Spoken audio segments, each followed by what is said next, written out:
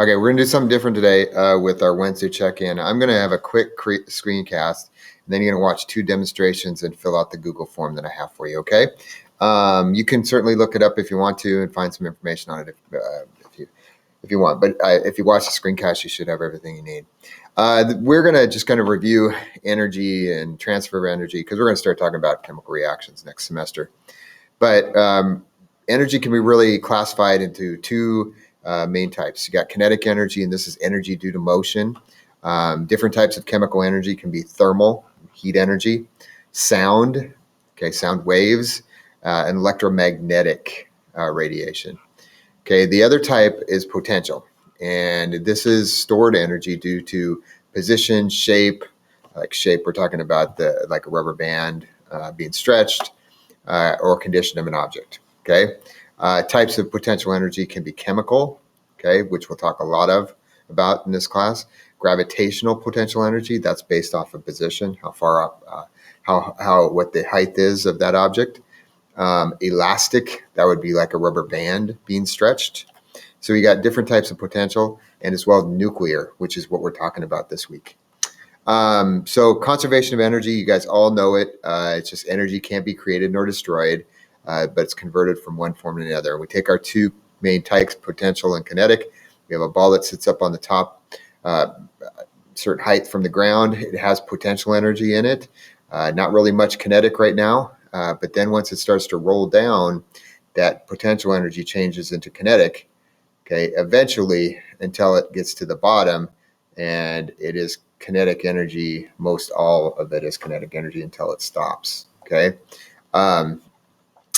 Now, there's different ways that energy can be transferred. There's 3 main ways. Conduction, and that's the transfer of energy by direct contact or direct collisions with 2 objects, like this person touching this hot pot here.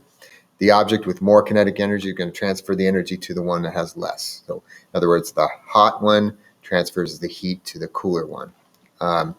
Convection is another one, and that is currents, and that's what happens inside the Earth, deep in the Earth.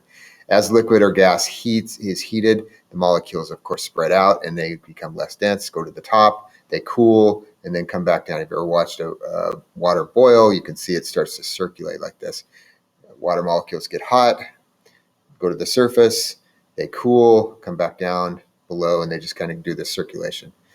It occurs in liquids and gases. Okay. Next one is radiation, which we know comes from the sun. It is a transfer of energy through a medium. In other words, it's traveling, like the radiation from the sun is traveling through space. And we also have it happening in the Earth as well. Within the Earth, we have different layers, okay? And I'm not going to get into the specifics of each layer. You did that before. But what happens in the Earth's core is there's radiation, radioactive decay occurring, okay? What do we know when radioactive decay happens? We get increased amount of energy that's being released, right? So we get this increased energy, and you have this mantle, this liquid magma, and it starts to heat up, so it circulates up to the surface, up to the lithosphere, and then it cools and comes back down. So we really have some things going on here. We got radiation at the core, which transfers into thermal energy, right? Which then goes to the surface and then direct contact with the lithosphere and cools down, okay, because the lithosphere is quite a bit cooler, cools down, so you got conduction. We got this convection current going on with conduction at the top, and as well as conduction with the mantle at the core. Okay, so we got radiation, conduction here. Okay, then we got the convective currents. Okay, which then cool due to conduction and then come back down. Okay, so transfer of energy from the core of the hotter mantle by direct contact. Okay, conduction. And then convection, the uneven heating of the mantle, different densities, and heated material rises, cooler material sinks. Okay, so that's what's happening in. And what's that causing? It's causing the plates on our lithosphere to move. Okay, the plate tectonics is now kind of what causes the movement of plates, and plate tectonics is caused by this convective currents. So we got a few things going on here, and there's a couple questions on your within your Google form that I want you to answer. And one, it's a little bit about plate tectonics, especially one we have. We have what are called convergent. We have different types. We have convergent plates, and that's where plates are colliding on one another. Okay.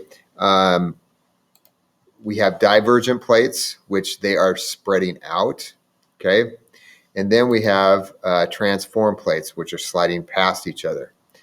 Okay. If you look at this, we have a couple things going on. This would be similar to what's happening along our coastline. We have pressure from the earth underneath is causing these divergent plates and causing this ocean spread or ocean ridge, and it's causing the plate to move, and then you have it ducking down underneath. Okay, this is the oceanic plate. This is the continental plate. The oceanic plate is much more denser than the continental plate, so it dives down. Okay, this is similar to what happens in. This is called the subduction zone, and this is similar to what happens in our area.